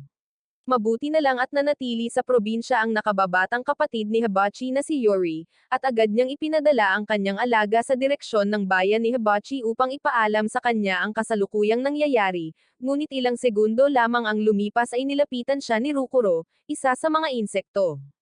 Samantala, nagpatuloy sa paglalakbay sina Jinbe at ang iba pa hanggang sa huminto sila sa isang wanted poster na may sarili nilang pangalan. Ipinaalam ni Uka sa kanila na ipagpalagay na lahat ng tao sa probinsya ay kanilang mga kaaway, ngunit mas nakatutok si Jinbe sa pagpapalaganap ng kanyang panloob na Leonardo at pagguhit ng kanyang mukha sa poster. Di nagtagal, plano nilang tahimik na dumaan sa isang nayon sa probinsya, ngunit naantala sila ng anggol ng isang matandang babae. Pagkatapos ay tinulungan siya ni Jinbe laban sa kagustuhan ni Uka, ngunit napagtanto niya na isa pala itong patibong, dahilan para tuluyan niyang mapagtanto na ang sinabi ni Uka kanina tungkol sa mga tao sa probinsya ay totoo. Pagkatapos ay tumakbo siya papasok sa nayon kasama ang mga taong humahabol sa kanya. Ngunit kahit na ganito, tumanggi siyang sisihin ang mga tao at sa halip ay isinisisi ang lahat sa mga insekto. Hindi nagtagal ay sumali sa paghabol ang mga bandido sa nayon, at habang nagmamarcha sila patungo sa kanya sakay ng kanilang mga kabayo, walang pakialam sa batang malapit na nilang tapakan, biglang dinakip ng mahistrado ng insekto ang bata palayo sa daan patungo sa ligtas na lugar. Ngunit ikinatuwa ito ng mga bandido dahil hinahanap din siya, at sa halip ay lumapit sila sa kanya, ngunit naputol ang kanilang kagalakan ni Uka, na siyang nagtanggol sa kanya. At habang sumusugod sila patungo sa kanya ng may galit, hiniwa ni Uka ang kanilang mga kamay gamit ang kanyang espada, ngunit inambus pa rin siya ng mga taga-nayon dahil sa huli ay hinahanap pa rin sila. Kalaunan ng araw, nagdaos ang mga taga-nayon ng isang piging na nag-iwan sa tatlo na nalilito dahil inakala nilang tapos na sila. Nalaman nila na nagdiriwang sila dahil napaslang nila ang mga bandidong matagal nang nananakot sa kanila. Gayunpaman, natapos ang kanilang pagtitipon nang lumapit si Rukuro sa nayon upang tanungin kung natagpuan na nila ang mga taong hinahanap. Ngunit nagtago ang mga taga-nayon mula sa kanya, kaya't kumilos siya sa pamamagitan ng pagpapakita sa kanila kay Yuri na kanyang banihag bilang isang banta. Sakto sa oras, lumabas si Jinbe para hampasin siya gamit ang kanyang espada, dahilan para mahulog ang babae mula sa pagkakahawak ni Rukuro. Patuloy na lumaban si Jinbe sa kanya, ngunit si Rukuro ay may isang 2-in-1 combo nang bigla niyang ibinagsak ang uno, ang kanyang pangalawa, kay Jinbe na parang bomba. Sa pag-aakalang siya ay nanalo, nagsimulang mag-isip si Rukuro kung sino ang susunod niyang tatapusin, ngunit biglang itinaas ni Jinbe ang uno at itinapon ito, na ikinagulat ni Rukuro. Pagkatapos ay gamulong ang uno patungo sa direksyon ng kapatid ni Hibachi, ngunit pinigilan ito ni Jinbe ng buong lakas at itinulak ito palayo. At habang hinaharap ni Uka si Rukuro, binigyan ni Jinbe si Uno ng isang smackdown. Kinabukasan ng umaga, tumungo si Jinbe at ang mahistrado ng insekto sa templong kasalukuyan nilang tinutuluyan. Ngunit nang malapit na sila roon, biglang nakakita si Jinbi ng isang babae at sinugod ito, inakala na ito ay isang nanghihimasok, ngunit nalaman lamang na si Hibachi lamang pala iyon. Gayunpaman, hindi siya naniwala noong una at inakala na ito ay isang halimaw. Kaya, inalisan niya ang damit nito para tingnan kung ipapakita niya ang tunay niyang sarili, na labis na nagpagalit kay Hibachi, at pinaputukan siya nito ng mga pampasabog. Sa wakas ay natauhan siya dahil sa mga pampasabog, at nalaman niya sa pagitan ng mga pambubugbog na naroon si Hibachi dahil ipinadala ito upang bantayan siya matapos makatanggap ng balita na maaaring nasa panganib sila. Di nagtagal, nakita ni Hibachi ang mahistrado ng insekto at sinabi kay Jinbi na siya nga ang mahistrado ng insekto, ngunit tinanggihan ito ng babae, kaya nanahimik na lang si Hibachi. At habang papunta sila sa templo, nalaman ni Hibachi na doon sila nananatili sa tulong ng ilang taga-nayon na kanilang iniligtas. Sa loob ng templo, sinubukan ni Uka na kumbansihin ang mga sumasamba na sumama sa kanila sa laban upang wakasan ang mga taong insekto, at nang sumang-ayon sila, natuwa si Jinbi dahil lagi niyang gustong-gusto na lumaban. Kalaunan ng gabi, dumating ang iba pang pangkat ng mahistrado ng insekto sa templo, at natuwa si Jinbi na bumalik na ang buong pangkat. Tinawag siya ni Mogay sa isang tabi dahil gusto niya itong makausap, na ikinagulat niya ng husto. Total, hindi pa naman ito nangyari noon. Ipinaalam ni Mogay sa kanya na naroon sila sa utos ng mahistrado, kaya hindi niya kayang magkamali, at ito ang nagpasabik sa talunan na si Jinbi dahil gusto niya ang ideya nito. At ang katotohanang sinabi pa ito sa kanya ng makapangyarihang si Mogay ay parang dobleng tuwa para sa kanya. Kinabukasan, binigyan ni Uka ng briefing si Jinbi at ang mahistrado ng insekto kung paano naghahanda na ang iba pang miyembro ng kanilang squad para sa pagsalakay, lalo na't kailangan nilang maghintay sa loob ng bahay dahil sila ang pinakahinahanap ng probinsya. Ngunit si Jinbi, na hindi mapakaligaya ng dati, ay nagtanong kung may paraan ba para makatulong siya. Sumagot si Uka na dapat siyang maging matyaga dahil ang susunod na araw ay T-Day. Pagkatapos ay binigyan niya sila ng briefing kung paano hinati ang squad sa 3 grupo. Kinagabihan, ipinakita ni Muninaw kay Senoda ang isang bagong-bagong barko na may pag-asang aalis ang mga insekto sa kanyang probinsya dahil matagal na itong gusto ni Senoda. Ngunit ngumiti lang si Senoda at sinabihan siyang maghanda ng isang piging para ipagdiwang ang barko. Ikinagalit ito ni Muninaw at agad niya silang sinunggaban. Ngunit mahinahon lamang na ipinaalala sa kanya ni Senoda na hindi niya natupad ang kanyang mga pangako na ihahatid sa kanya ang 3 estranghero.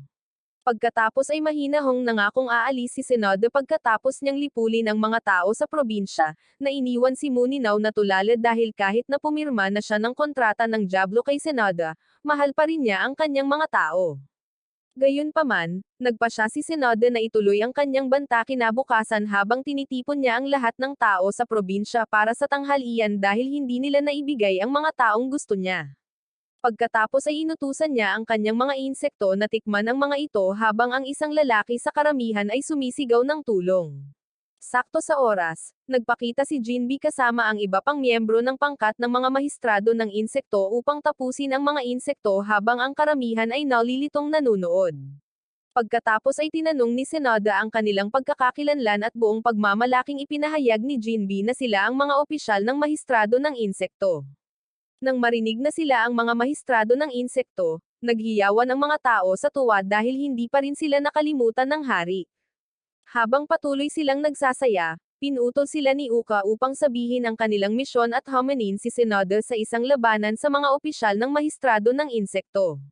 Tumanggi si Senoda noong una, ngunit matapos siyang kutsain ni Jinbi dahil sa pag-iwas sa isang away, nabigla siya nang marinig niya ang pagsasalita ni Jinbi tungkol sa kung paano niya ito matatalo ng madali. Natawa si Senoda na parang nasa unang hanay siya ng isang palabas sa komedya at nangako siyang puputulan niya ito.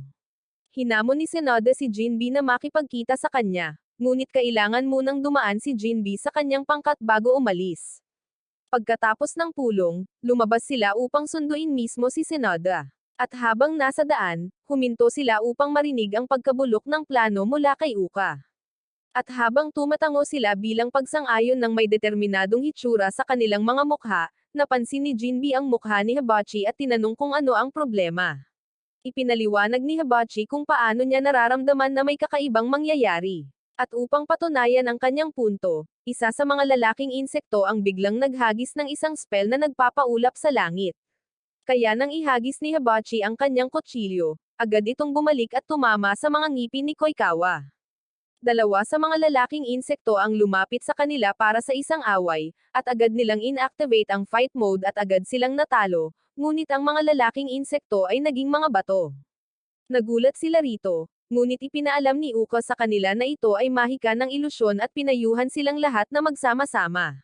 Nagmadali silang makipagkita sa iba, ngunit kahit papaano ay nawala sila sa paningin ni Jinbe dahil sa mahika at sinimulan silang hanapin hanggang sa mahawakan siya ni Nedzo sa pamamagitan ng pagtulak sa kanya sa ilog, na siyang natural niyang kakayahan, at hinimok siya para sa ikalawang round. Nagkaroon ng matinding away ang dalawa, at nang muling ilabas ni Nedzo ang kanyang mga itlog, hiniwa ito ni Jinbe dahil minsan ay natalo ng 2 beses, ngunit ang mga itlog ay naging mga insekto, na ikinagulat niya nang kagatin siya ng mga ito. Sa pag-aakalang natalo na siya, sinubukan ni Nedzo na bigyan siya ng huling atake. Ngunit ginamit ng walang humpay na si Jinbe ang teknik ng kanyang ama upang lumikha ng isang alon na ginagawang tuyong lupa ang ilog. Napaluhod si Nedzo dahil ngayon lang siya nakakita ng samurai na katulad ni Jinbe. At ang sumunod niyang ginawa ay ikinagulat ni Jinbe. Ibinaba niya ang kanyang balat upang ipakita ang kanyang pagiging tao, at pagkatapos ay inatake si Jinbe sa pamamagitan ng pagkontrol sa natitirang tubig na kinailangan niyang gamitin sa pag-agos. Gayunpaman, panandalian lamang ang pagtakbo dahil ginamit ni Nedzo ang tubig upang ibalik si Jinbe sa kanya, dahilan upang marahas na bumagsak si Jinbe sa sahig. Pagkatapos ay tinapakan niya ang ulo ni Jinbe at nagsimulang magreklamo tungkol sa kung paano ang mga samurai na kasing edad ni Jinbe ay interesado lamang sa posisyon kaysa sa aktwal na pakikipaglaban. Habang patuloy siyang nagrereklamo, ang agos ng tubig na tumatakip sa kanya ngayon ay nagpapaalala sa kanya ng isang aral na itinuro sa kanya ng kanyang ama. Kaya ginamit niya ang pamamaraan upang kontrolin ang tubig, na lubos na nagulat si Nedzo. Pagkatapos ay ginamit ni Jinbe ang kalamangang ito upang talunin si Nedzo. At habang nakahiga siya sa kahihiyan, sinabihan siya ni Nedzo na huwag munang maging komportable dahil mayroon pa ring mas makapangyarihang mga insekto.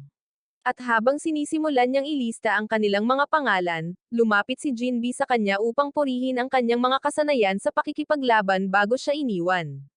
Patuloy niyang hinanap ang iba pa niyang kasamahan ngunit natagpuan niya si Hibachi na nakakulong kay Saizo, isa pang lalaking insekto.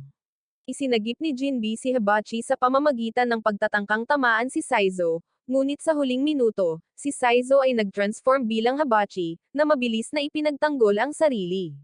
Nalaman niya na sinusubukan ni Saizo na makipaglaro sa kanya sa mga laro sa isip. Naisip din ni Hibachi na katatapos lang makipaglaban ni Jinbe sa isang lalaking insekto, kaya nagpasya siyang gawin ito ng mag-isa at sinabihan si Jinbe na manatili habang kaharap niya si Saizo.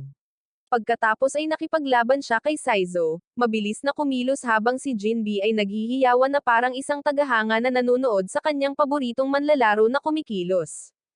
Inatake niya si Saizo ng mga pampasabog at kutsilyo, ngunit naiwasan niya ang mga ito gamit ang isang ipinagbabawal na pamamaraan na mabilis na nakilala ni Hibachi na sa kanyang lolo. Pagkatapos ay nagtanggal siya ng kanyang balat at ipinakita ang ipinagbabawal na pamamaraan sa buong anyo sa pamamagitan ng paglikha ng ilusyon ng kanyang lolo, ngunit mabilis niyang inakala na isa itong impostor at pinasabog siya, kaya bumalik siya sa realidad. Nagulat si Saizo na kaya niyang malampasan ang ilusyon, ngunit sawang-sawa na siyang marinig itong magsalita at nagsimulang maghagis ng mga kutsilyo at pampasabog sa kanya, ngunit lahat ng ito ay dumaan sa kanya. Sinubukan ni Hibachi na alamin kung paano niya ito matatamaan.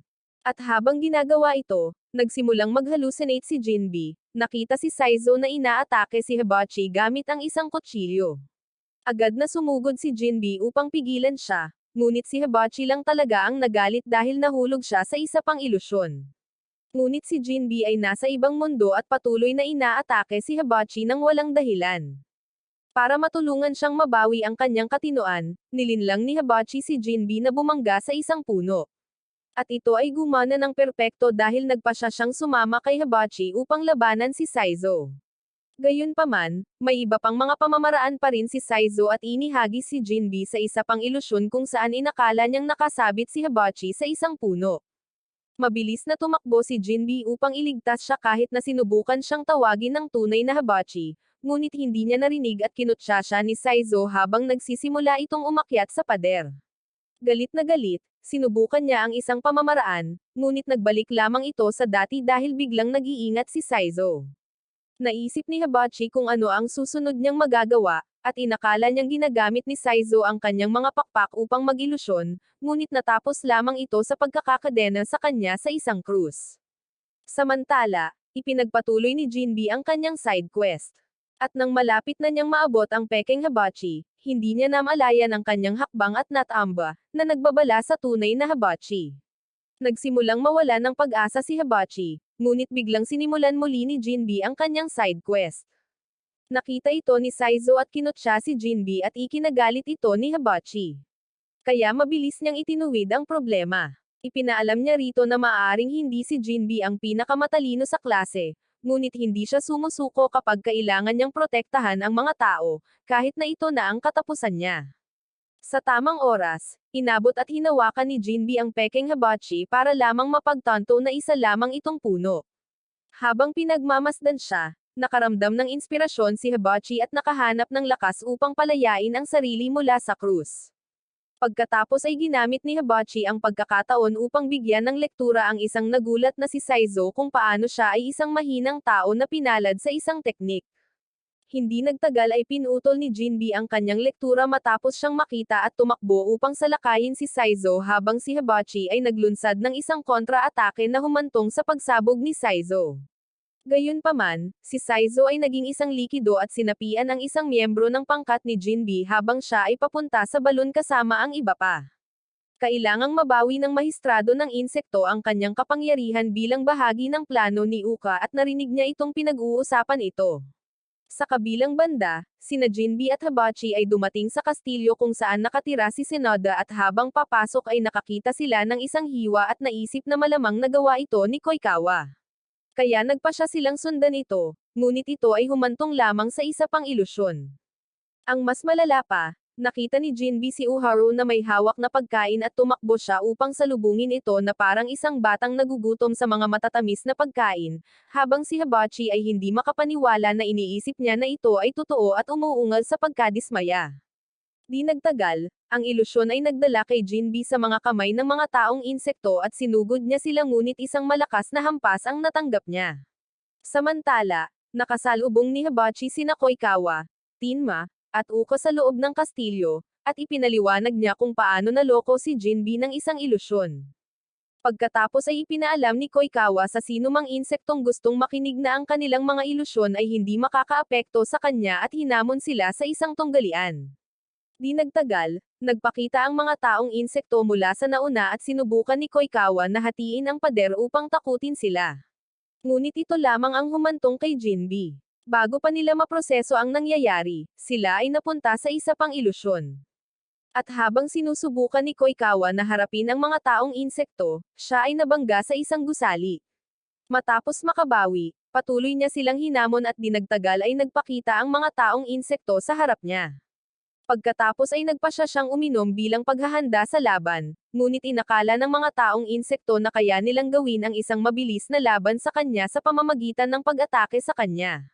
Nagulat siya sa pamamagitan ng mabilis na paghiwa sa kanila, na humantong sa pagkalat ng kanilang katawan sa lahat ng dako na parang isang avatar. Gayunpaman, hindi nagtagal ang tagumpay ni Koikawa dahil biglang nag-regenerate ang mga insekto at kahit papaano ay lalo lamang siyang natuwa.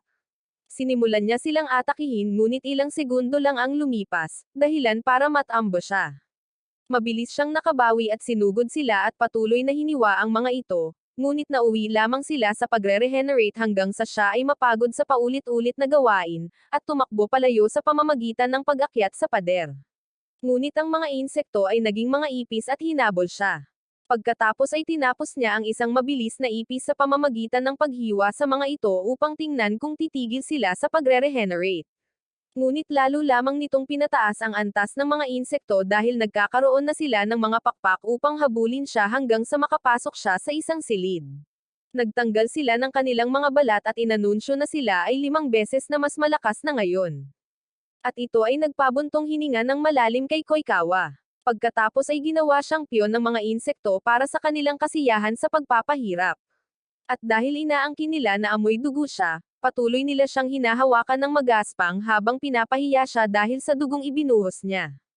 Dahil dito, naalala niya ang pagkakataong pinaslang niya ang kanyang ama na nagmakaawa para sa kanyang buhay kahit na ginawa niyang miserable ang kanyang buhay. Gamit ang bagong lakas, tumayo siya upang harapin sila. Inamin niya na kahit hindi ito ang pinakamagandang pakiramdam, tinatanggap niya na mabubuhay siya kasama ang guilt habang buhay. Kaya, habang sumusugod ang mga insekto papunta sa kanya, sinuklian niya ang pabor sa pamamagitan ng pagtakbo rin patungo sa kanila, na sinasabing hindi siya isang insekto, kundi isang slayer insect bago sila hiwain sa 1,000,000 piraso. Pagkatapos ng laban, nagpa siya siyang uminom at dinagtagal, natagpuan na rin siya ni Jinbi at ng iba pa.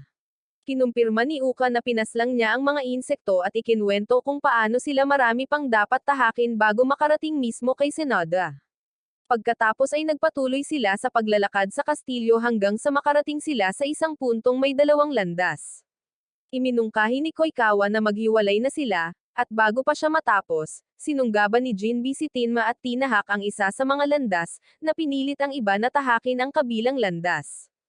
Pagkatapos ay nagpatuloy si Jinbi sa pagtakbo dahil gusto niyang makarating sa tuktok ng kastilyo at talunin si Senada. Ngunit habang siya ay naglalakad, nalaman niya na si Tenma ay takot sa halos lahat ng bagay at hinikayat niya ito. Agad na sumang-ayon si Tenma dahil gusto niyang maging mabuti para sa kanyang mga magulang. Kaya tinanong ni Tenma si Jinbi tungkol sa kanyang mga magulang na nagkukwento tungkol sa kanyang kahangahangang ama at kung paano nasawi ang kanyang ina ilang sandali matapos siyang ipanganak. Pagkatapos ay ginantihan ito ni Jinbi sa pamamagitan ng pagtatanong tungkol sa kanyang mga magulang, ngunit nagbigay lamang si Tenma ng isang simpleng paglalarawan dahil hindi niya matandaan ang kanilang mga mukha dahil naghiwalay sila noong siya ay bata pa. Pinasaya siya ni Jinbi sa pamamagitan ng pagsasabi na malamang ay hinihintay siya ng mga ito. At ito ay nagpasaya sa kanya na nagpasya siyang manatiling isang mabuting bata at talunin ang taong insekto, ngunit binuksan niya ang pinto sa susunod na silid at nakita ang isang taong insekto kaya lumabas ang kanyang puso sa kanyang bibig.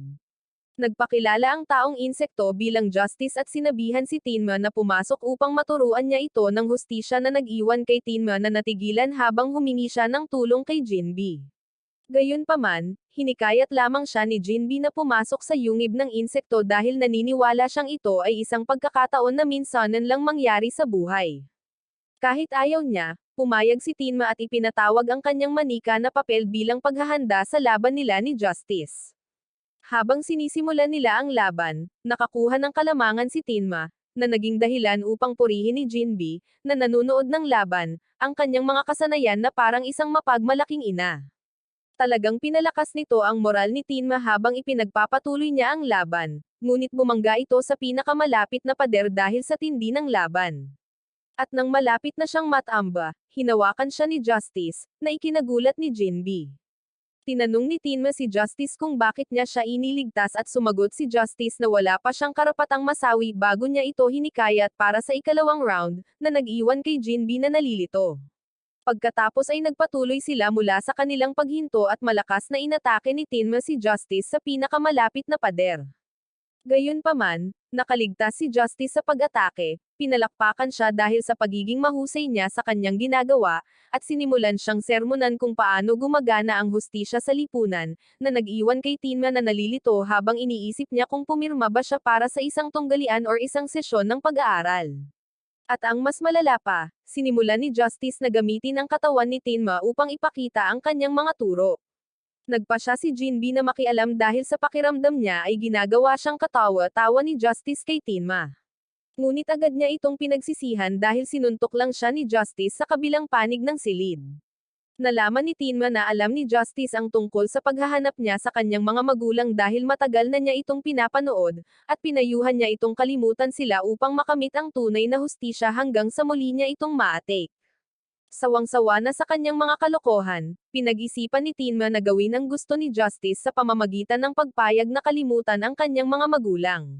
Ngunit pinigilan siya ni Jinbi sa pamamagitan ng pagpapaalala sa kanya na ginagawa niya ang lahat ng mga bagay na ito para sa kanyang mga magulang sa simula pa lang. Ang motibasyong ito ay nagbigay sa kanya ng bagong lakas habang tinawag niya ang kanyang mga manika na papel ng buong lakas at gumamit ng isang pamamaraan upang pagsamahin ang mga ito. At bago pa man matanggal ni Justice ang kanyang balat upang gumanti, inatake niya ito sa kalawakan. Samantala, ang mahistrado ng insekto at ang iba pa ay nagpatuloy sa kanilang paglalakbay patungo sa balon. At pagdating doon, nakasalubong nila si Muninaw na naghihintay na sa kanila. Nang magpasya si Saizo na ipaalam kay Senoda ang tungkol sa pinakabagong pangyayari, inutusan siya ni Senoda na tapusin sila at nang bumalik siya upang angkinan ang kanyang bagong katawan, biglang inatake ni Mogay ang katawan dahil naghihinala siya sa kanya. Pagkatapos ay nagpakita siya ng kanyang sarili at nagsimula silang mag-away.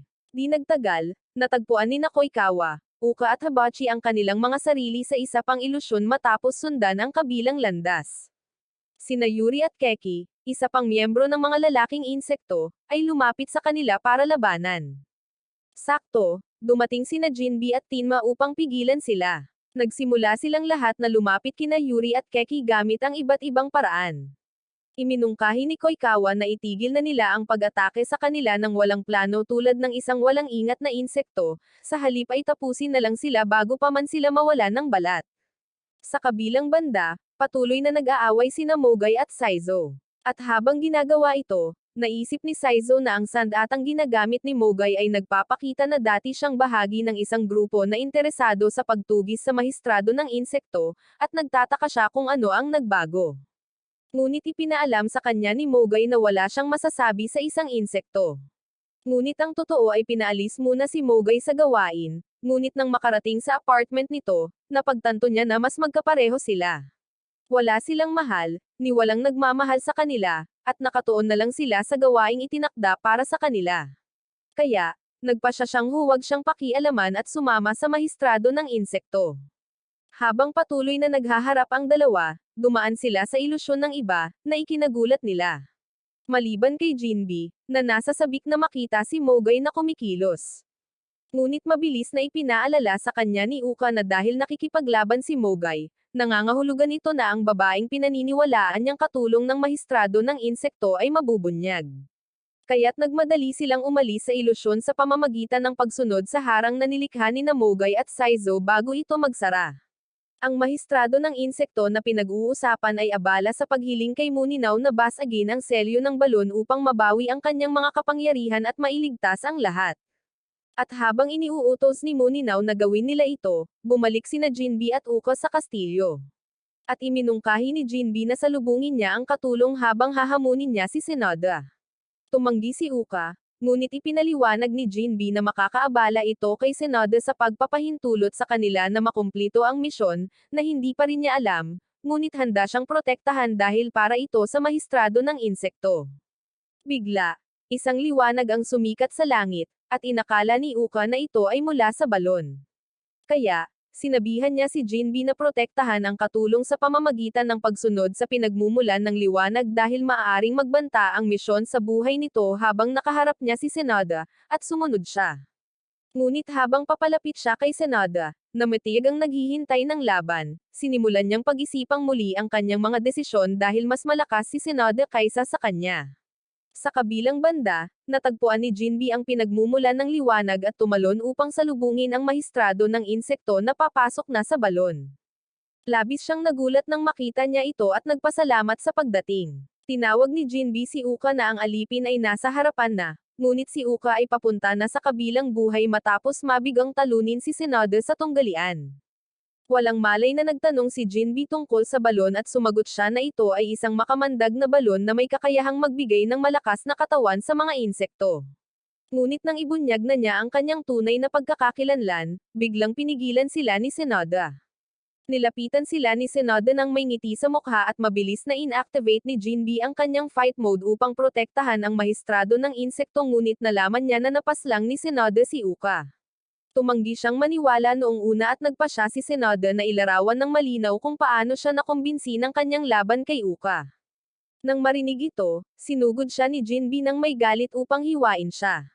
Ngunit pinigilan siya ni Senado bago pa man siya tuluyang mabangga, na ikinagulat ni Jinbi bago siya itinapon sa kabilang panig, na ikinagulat ng mahistrado ng insekto, na lumingon kay Senado ng may galit. Yumuko lang si Senado sa harap niya, sinabing maganda na makita siyang muli bago inalok na ibalik siya sa kanyang kastilyo, ngunit tumanggi siya dahil mayroon pa siyang dapat tapusin na gawain. Dahil hindi gumana ang madaling paraan, nagpa siya si Senado na gawin ito sa kanyang sariling paraan sa pamamagitan ng paglapit sa kanya. Ngunit sinabad sila ni Jinbi sa pamamagitan ng pagtakbo patungo kay Senado gamit ang teknik ng kanyang ama. Habang ginagawa ito, hinimok siya ni Jinbi na pumunta sa balon habang si Senado ay nagulat kay Jinbi, na nag-iisip na ang kanyang kapangyarihan ay maaring gumana sa kanya dahil ang katapangan lamang ay nakakasakit na. At upang patunayan ang kanyang punto, itinulak niya ito palayo, ngunit tumanggi siyang sumuko. Tiniyak ni Jinbi sa kanya na iingatan niya ito. Ngunit pinagalitan lang siya ni Senado dahil naniniwala siyang masasawi siya ng walang kabuluhan tulad ni Uka. Ang pagbanggit kay Uka ay nagpapula sa kanya at sinubukan niya ang isa pang teknik na nagpadala kay Senado sa bubong bago bumangga sa kanya na naging sanhi ng pagkawasak ng mga bahagi ng gusali. Habang ang mahistrado ng insekto, sa kabilang banda, ay nagsimula ng kanyang paglalakbay patungo sa balon. Di nagtagal, nakatayo si Jinbi sa harap ng dagandong na humihinga ng malalim nang lumapit si Muninaw at dalawa pa kay Jinbi upang tanungin kung ano ang nangyari, at buong pagmamalaki niyang idineklara na natalo niya si Senada. Nagulat sila, nagtanong tungkol sa mahistrado ng insekto at ipinaalam niya sa kanila na nasa loob siya ng balon.